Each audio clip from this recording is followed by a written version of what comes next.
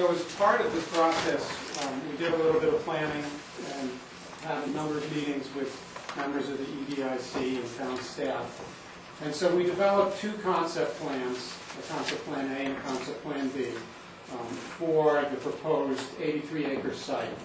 And under concept A, we're proposing under the existing zoning and the business and technology use overlay, 51.7 acres of developable area, which is noted in the sort of light green color here. And we came up with 17 lots with various building sizes from 20,000 to a couple that are nearly 40,000 square feet, maybe 312 and 14. And that totaled up approximately 400,000 square feet of building development. And it started with a continuation of the road where it ends right now, past the garden center, and then we brought the road in a little bit further to the north, and then came out on Jackson Street a little further east than it currently is, to provide a little bit more of a split between lot sizes on either side of the road. So it was a little more efficient a lot layout.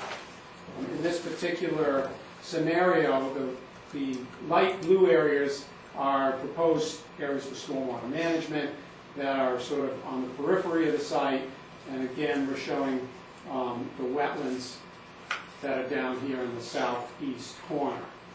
And this would provide flexibility. The next step with a plan like this would be to talk about the actual configuration, do a little bit more research on the lot size. You could get a few more lots in if you went with narrower frontage. If you go with narrower frontage, the lots would be extremely deep, so you probably wouldn't get as much build out on those lots. So there's a little bit of play that would happen as you move forward with a development that would continue with the current zoning, and sort of a continuation of the current uses that have started to build up and grow along Front Street, and would continue that. And these two concepts, this is concept B, are concepts that were evaluated that then allowed RKG to take a look at what the financial impacts would be of either one of these two developments. And so concept B is where we said, okay, we're going to go ahead and look at all uses in Belchertown and what would be the best mix after looking at some of the demographic information that came out of Craig's report. And what we really found was that in order to help support and sort of kickstart some additional development in here, we really need to increase the density, because density creates vitality. Vitality helps support the economics of this type of a development. So we went ahead and said, well, let's take a look at what would happen if we split it up into, it's essentially 4 uses, although they sort of stream together. So what we did was we made use of the easterly portion of the site to maintain the business and technology portion, although we would encourage more of the industrial, larger business to stay there to the east. And then as you move in your next sector to the west, there is a commercial area in the middle. And that would both be retail, office, some multi-story that would get forecasted in this area.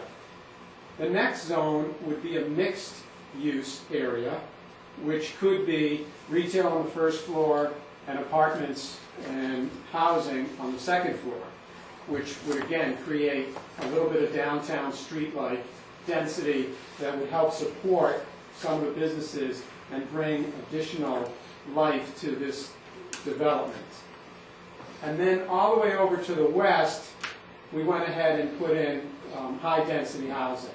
And the high-density housing, we're calling it high density just because it's of much greater density than is seen in Belchertown typically, but it's more like a condo development, and some of this could be broken down in multi-phase. We've got a little bit of assisted living component in the middle, taking use of the old infirmary and the dormitory building, and then having some sort of buildings in the middle.